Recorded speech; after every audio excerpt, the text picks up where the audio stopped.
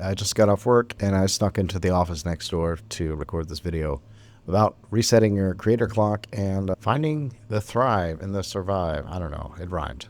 So I was actually off for a few days, stepped away from the grind, and it gave me a chance to hit the reset button and get some perspective. Being in a work environment, 9 times out of 10, the people in the work environment do not have a growth mindset. They are just kind of where they are and used to it or not used to it and complaining about it. That kind of environment can wear on you. It can influence you because they say you become like the 5 people that you spend most of your time with. So if you're at work a lot, then that environment, that time, those people, while there's nothing wrong with working and grinding, that kind of attitude can wear you down. If you want to know a little more about how toxic work environments and coworker mentality can mess you up, go ahead and watch another video that I recorded in Thailand about victim mindset on the other channel.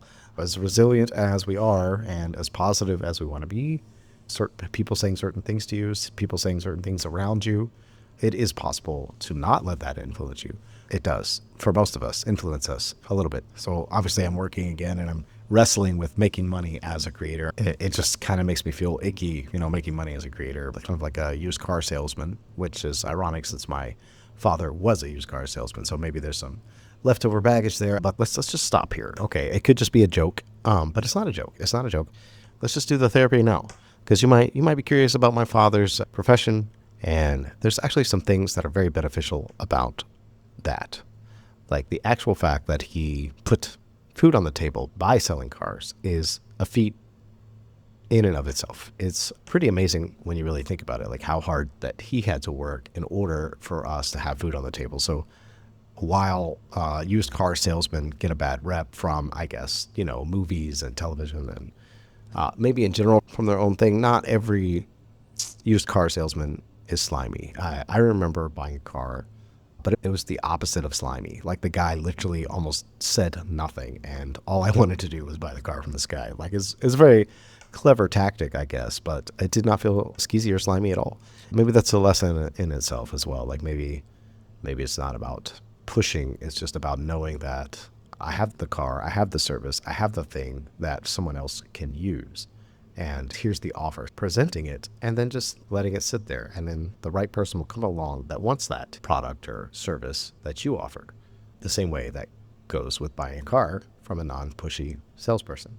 The truth is, what is the point of pouring your soul and your heart into your creative art if it doesn't lead to some level of sustainability or income or something as a reward, especially when you start early? But it's a catch-22, right? So you don't want to create just for the money, but ignoring the financial aspect feels like you're not thriving. Feels like you're leaving money on the table. And leaving the money on the table when you're still kind of in survival mode from having a 9 to 5, it eats away at you a little bit. And that's why I'm pushing a little bit harder now, getting back to making videos on the Being a Creator channel, dusting off the Jakey Wakey music, and trying to do all the things that I set out to do in the first place. Also, there's a Get Songs Done channel on top of all this. Except now it's about actually doing the things, so I'm coming up with a system so that I can create videos definitely faster and more often. I know a lot of you are thinking, okay, well, your content looks good. It looks fairly quality. I'm hoping that you're thinking that, but honestly, this is really simple, and like you don't have to overthink this. This could be your phone, but in this case, it is an Osmo Pocket 3. But like most phone cameras are just as good as this, if not better. So this is just set up your camera, hit record, and talk. Like have some ideas you want to speak about and talk about them. And if you want to have ChatGPT or Gemini or whatever write you a script, have it do that so that you can just read it and get it done, because that's the world we're in now. So if you're curious about watching someone build this sustainable creator business from scratch, then you're in the right place. Make sure you're subscribed, because I'm literally doing it. I'm putting in the work to build that elusive email list, and the one, everyone says is crucial. As far as building your email list from scratch, like I think everybody that's creative all has something that they want more people to see. And there's something strange about putting it behind a paywall.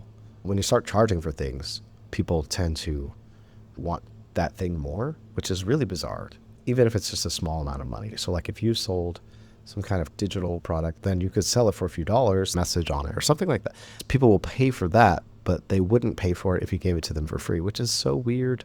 It's so weird, but it's just kind of how the world works. So building an email list can happen from like giving away a freebie and all the things that traditional marketers teach us. And I'll dive into that as well. But it can also happen by selling products. So once you sell something to someone, then they're also on your email list. But if for some reason you just have curious readers or people that want to go more into depth for your email list, that option is also available. And then these days you have Substack, which is people actually pay you for the email.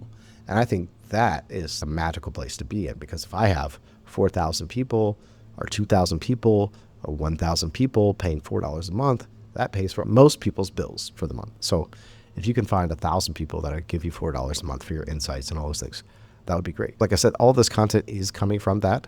So, make sure you go ahead and check out the Substack, and I'll put a link to that somewhere as well.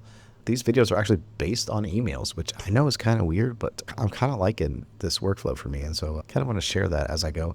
I'll explain kind of how I do this and how I'm using my own thoughts combined with AI to make something like, I'm really here. I promise. Like, this is a real camera. I'm really here.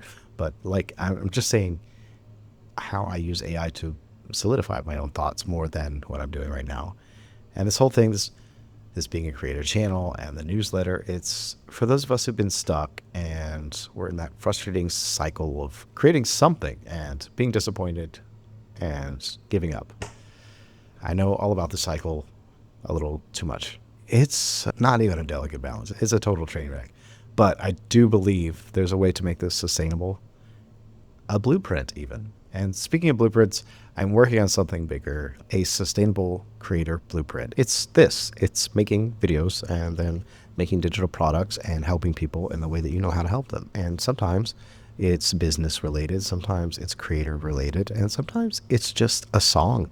It's just a piece of art. It's just whatever it is that fits your personality. So if it is out, I'll have a link to it in the description, but it's not quite ready yet. But in the meantime, I put together a little something to help you get unstuck.